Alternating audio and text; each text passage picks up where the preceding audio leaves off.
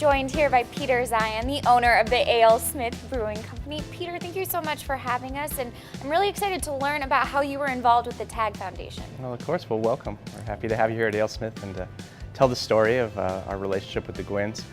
In March of 2014, we had a meeting at the Gwynn household where I brought a few of our beers and had Tony come out and try them, and Alicia was there, Anisha, his daughter, Kennard, son-in-law, they were all there. And we went through the beers, tried to identify what Tony likes in a beer and appreciates, and it turns out his instruction to me was light with a kick. As a Grandmaster beer judge, I can work with that. We do speak different languages, but we ended up making 3 different batches of a light beer with a very hoppy character, very low bitterness. Is what Tony didn't like, was the bitterness in some of the hoppy beers. We had discussions about how this beer would be marketed, where the proceeds would go. The TAG Foundation, obviously very important to Tony and Alicia.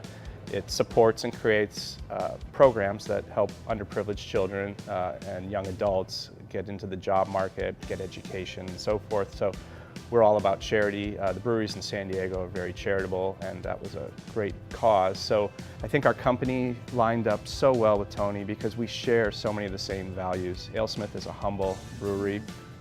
We pride ourselves on success. We're hardworking. And these are all words that we use with Tony as well. So it just seemed like a perfect match. Oh, he is safe! The beer was released on June 6, 2014 at the Padres Beer Festival. And unfortunately, 10 days later, we lost Tony. We, of course, deferred to Alicia what the future of 394 would be.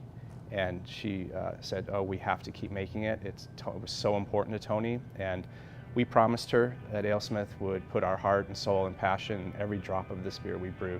And it was important to me that we don't produce a gimmick beer here, and that was shared by the Gwynns, and Tony especially would say, you know, I said, look, we'll do this beer, but it has to be great. We have fans that expect the best from Alesmith.